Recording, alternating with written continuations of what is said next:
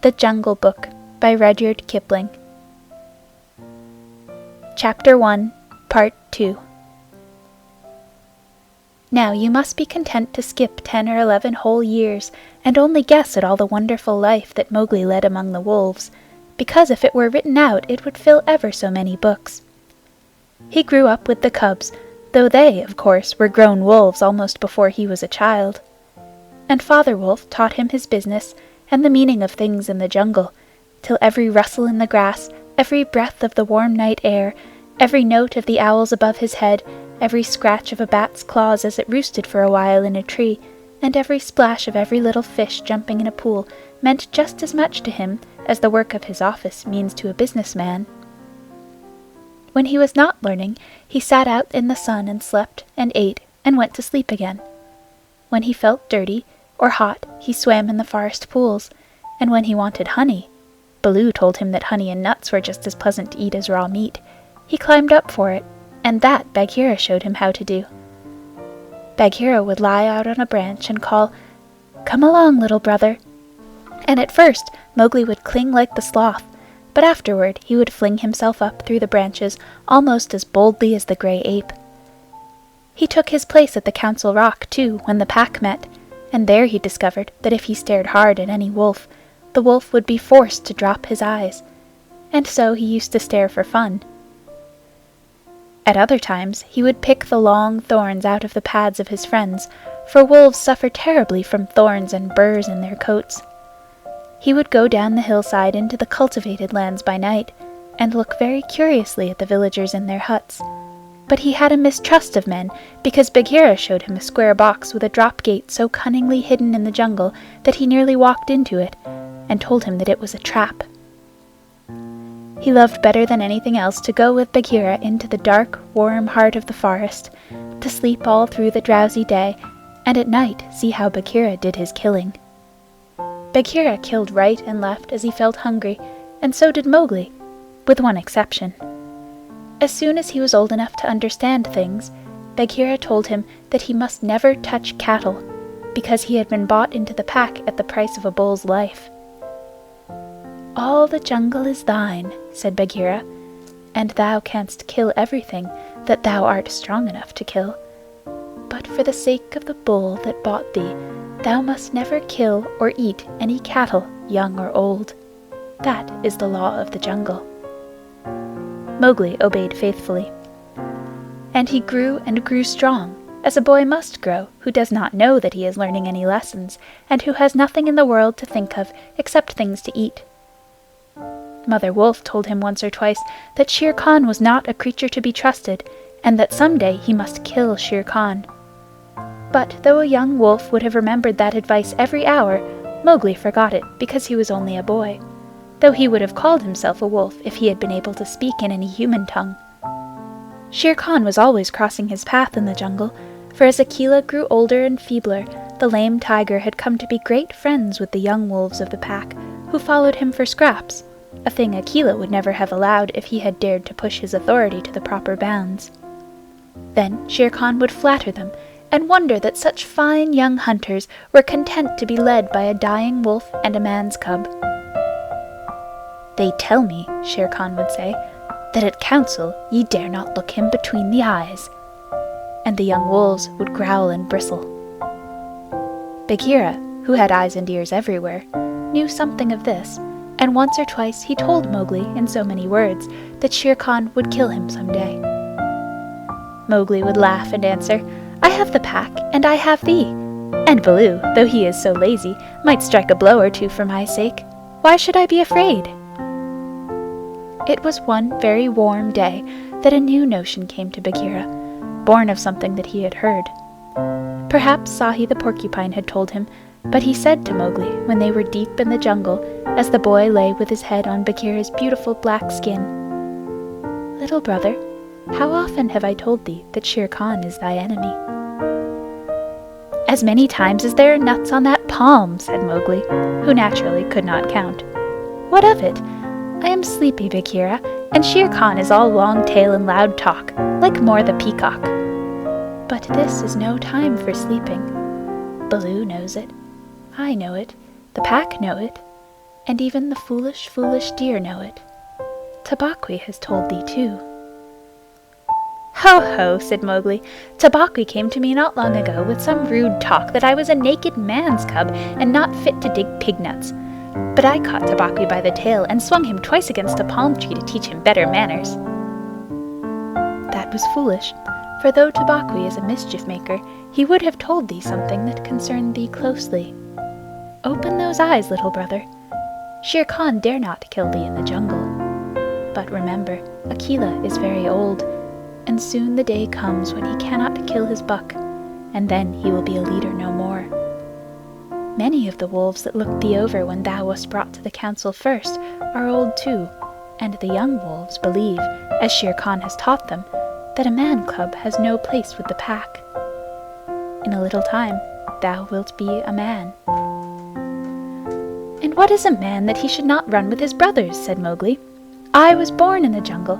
I have obeyed the law of the jungle, and there is no wolf of ours from whose paws I have not pulled a thorn. Surely they are my brothers." Bagheera stretched himself at full length and half shut his eyes. "Little brother," said he, "feel under my jaw." Mowgli put up his strong brown hand, and just under Bagheera's silky chin, where the giant rolling muscles were all hid by the glossy hair, he came upon a little bald spot. "There is no one in the jungle that knows that I, Bagheera, carry that mark, the mark of the collar. And yet, little brother, I was born among men, and it was among men that my mother died, in the cages of the king's palace at Udaipur. It was because of this that I paid the price for thee at the council when thou wast a little naked cub. Yes, I too was born among men. I had never seen the jungle. They fed me behind bars from an iron pan, till one night I felt that I was Bagheera, the panther, and no man's plaything, and I broke the silly lock with one blow of my paw and came away. And because I had learned the ways of men, I became more terrible in the jungle than Shere Khan. Is it not so?" "Yes," said Mowgli. "All the jungle fear Bagheera. All except Mowgli." "Oh, thou art a man's cub," said the Black Panther very tenderly. "And even as I return to my jungle, so thou must go back to men at last, to the men who are thy brothers, if thou art not killed in the council." But why should any wish to kill me?" said Mowgli. "Look at me," said Bagheera, and Mowgli looked at him steadily between the eyes. The big panther turned his head away in half a minute. "That is why," he said, shifting his paw on the leaves. "Not even I can look thee between the eyes, and I was born among men, and I love thee, little brother. The others, they hate thee because their eyes cannot meet thine, because thou art wise, because thou hast pulled out thorns from their feet, because thou art a man." "I did not know these things," said Mowgli sullenly, and he frowned under his heavy black eyebrows. "What is the law of the jungle? Strike first, and then give tongue. By thy very carelessness they know that thou art a man. But be wise, it is in my heart that when Akela misses his next kill, and at each hunt it costs him more to pin the buck, the pack will turn against him, and against thee. They will hold a jungle council at the rock, and then... "I have it," said Bagheera, leaping up. "Go thou down quickly to the men's huts in the valley, and take some of the red flower which they grow in there, so that when the time comes, thou mayest have even a stronger friend than I or Baloo or those of the pack that love thee. Get the red flower." By red flower, Bagheera meant fire, only no creature in the jungle will call fire by its proper name. Every beast lives in deadly fear of it, and invents 100 ways of describing it. "The red flower," said Mowgli, "that grows outside their huts in the twilight? I will get some." "There speaks the man's cub," said Bagheera proudly. "Remember that it grows in little pots. Get one swiftly, and keep it by thee for time of need." "Good," said Mowgli. "I go. But art thou sure, O my Bagheera?" He slipped his arm around the splendid neck and looked deep into the big eyes. art thou sure that all this is Shere Khan's doing?" "By the broken lock that freed me, I am sure, little brother." "Then by the bull that bought me, I will pay Shere Khan full tale for this, and it may be a little over," said Mowgli, and he bounded away. "That is a man. That is all a man," said Bagheera to himself, lying down again. "Oh, Shere Khan, never was a blacker hunting than that frog hunt of thine 10 years ago." Mowgli was far and far through the forest, running hard, and his heart was hot in him. He came to the cave as the evening mist rose, and drew breath and looked down the valley. The cubs were out, but Mother Wolf, at the back of the cave, knew by his breathing that something was troubling her frog. "What is it, son?" she said. "Some bats chatter of Shere Khan," he called back. "I hunt among the ploughed fields tonight." And he plunged downward through the bushes, to the stream at the bottom of the valley. There he checked, for he heard the yell of the pack hunting, heard the bellow of a hunted Sambor, and the snort as the buck turned at bay. Then there were wicked, bitter howls from the young wolves. "Akela! Akela! Let the lone wolf show his strength! Room for the leader of the pack! Spring, Akela!"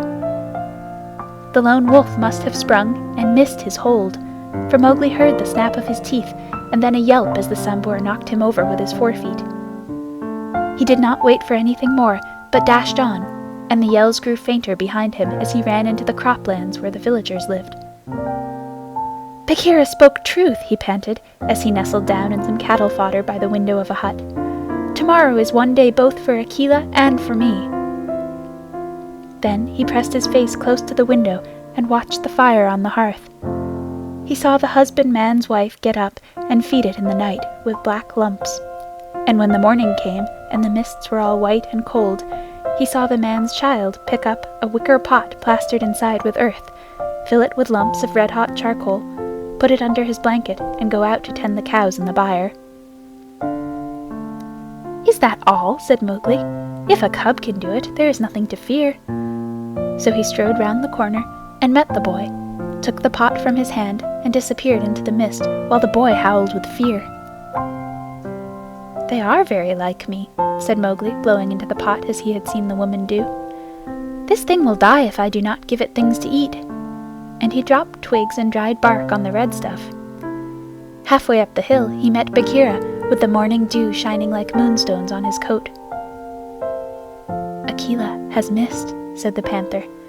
"They would have killed him last night, but they needed thee also.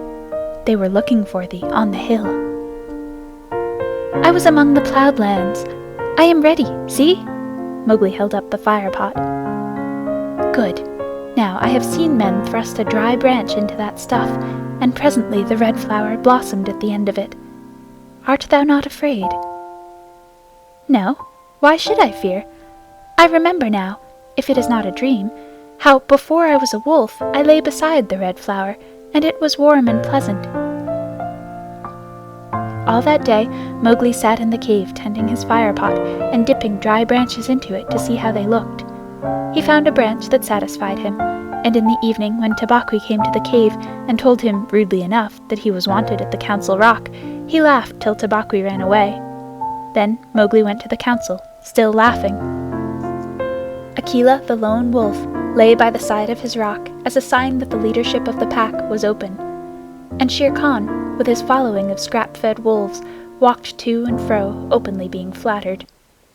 Bagheera lay close to Mowgli, and the fire pot was between Mowgli's knees. When they were all gathered together, Shere Khan began to speak, a thing he would never have dared to do when Akela was in his prime. "He has no right," whispered Bagheera. "Say so. He is a dog's son. He will be frightened." Mowgli sprang to his feet. "Free people!" he cried. "Does Shere Khan lead the pack? What has a tiger to do with our leadership?" "Seeing that the leadership is yet open, and being asked to speak," Shere Khan began. "By whom?" said Mowgli. "Are we all jackals, to fawn on this cattle butcher? The leadership of the pack is with the pack alone." There were yells of, "Silence, thou man's cub! Let him speak. He has kept our law." And at last the seniors of the pack thundered, "Let the dead wolf speak." When a leader of the pack has missed his kill, he is called the dead wolf as long as he lives, which is not long. Akela raised his old head wearily. Free people, and ye too, jackals of Shere Khan, for 12 seasons I have led ye to and from the kill, and in all that time not one has been trapped or maimed. Now I have missed my kill. Ye know how that plot was made. Ye know how ye brought me up to an untried buck to make my weakness known. It was cleverly done. Your right is to kill me here on the Council Rock, now. Therefore, I ask, who comes to make an end of the lone wolf? For it is my right, by the law of the jungle, that ye come one by one. There was a long hush, for no single wolf cared to fight Akela to the death. Then Shere Khan roared, "Bah! What have we to do with this toothless fool? He is doomed to die. It is the man's cub who has lived too long. Free people, he was my meat from the first. Give him to me. I am weary of this man-wolf folly.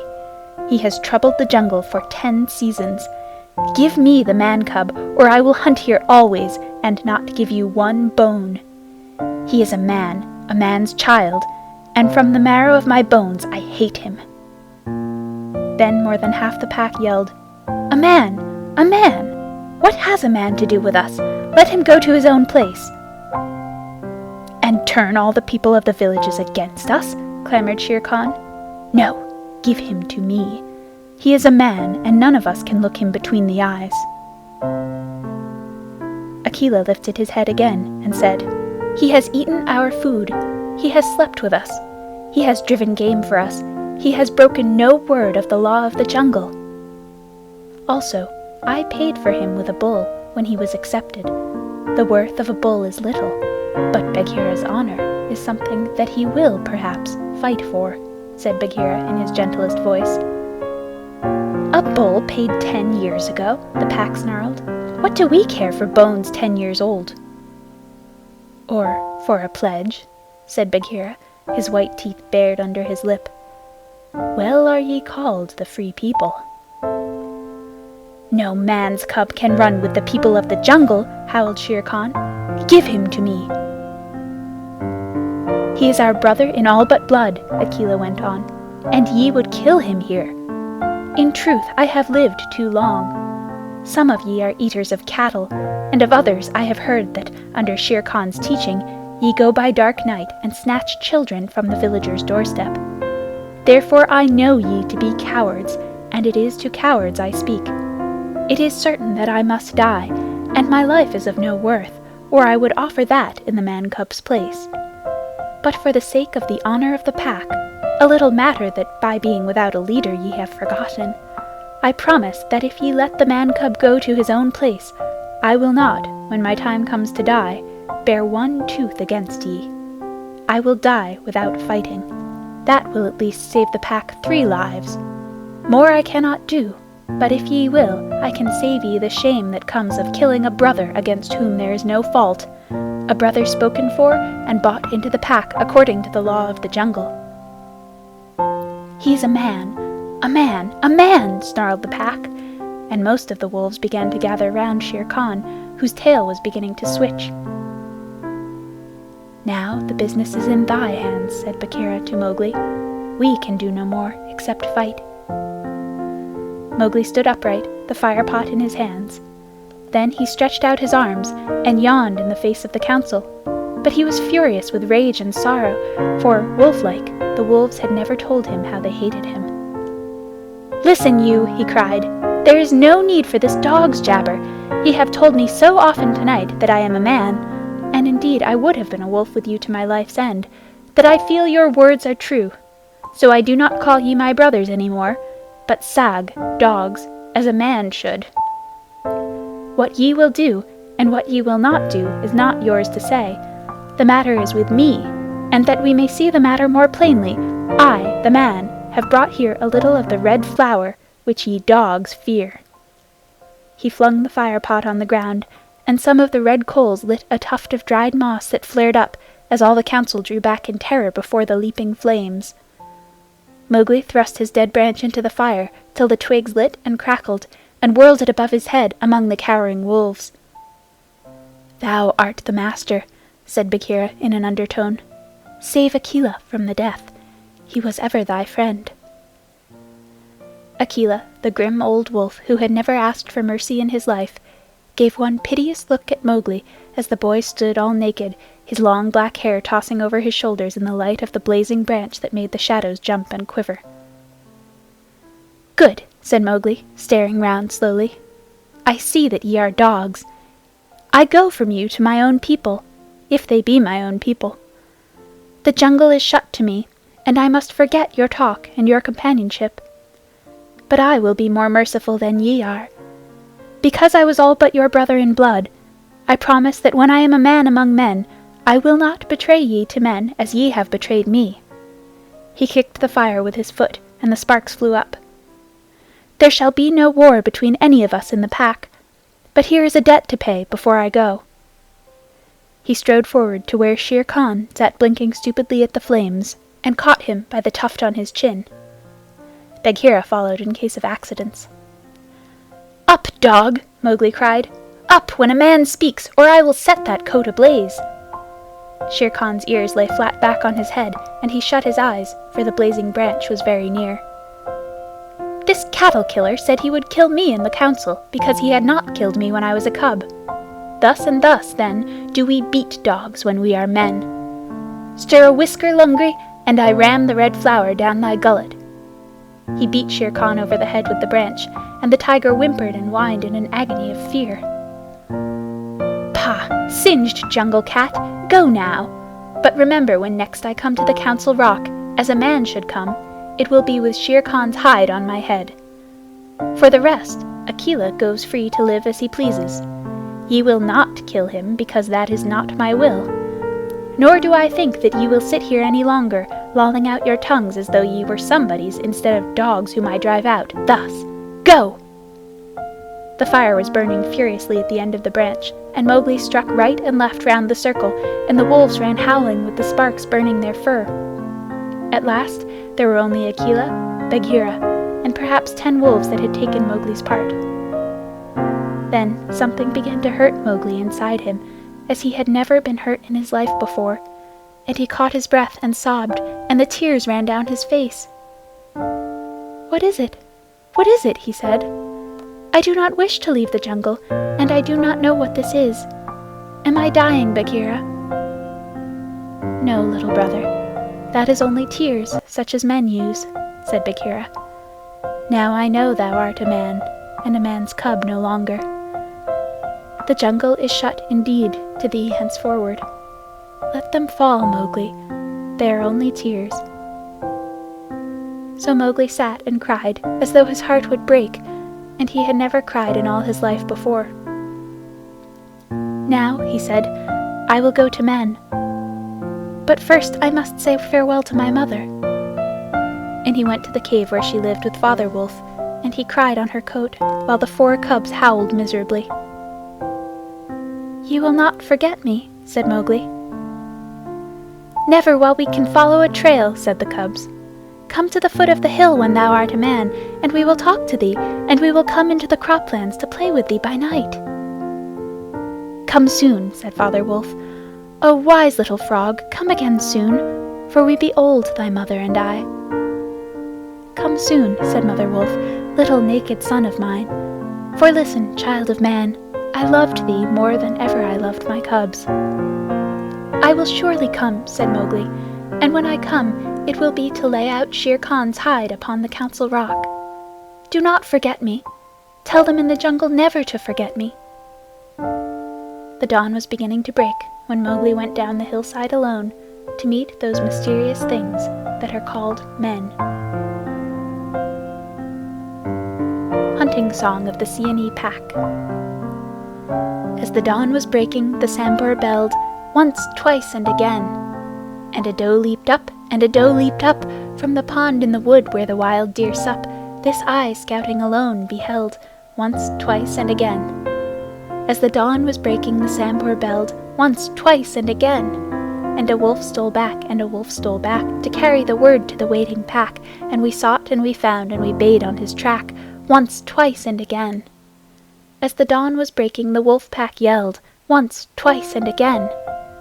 Feet in the jungle that leave no mark, eyes that can see in the dark, the dark, tongue, give tongue to it, hark, oh hark, once, twice, and again. End of Chapter 1, Section 2.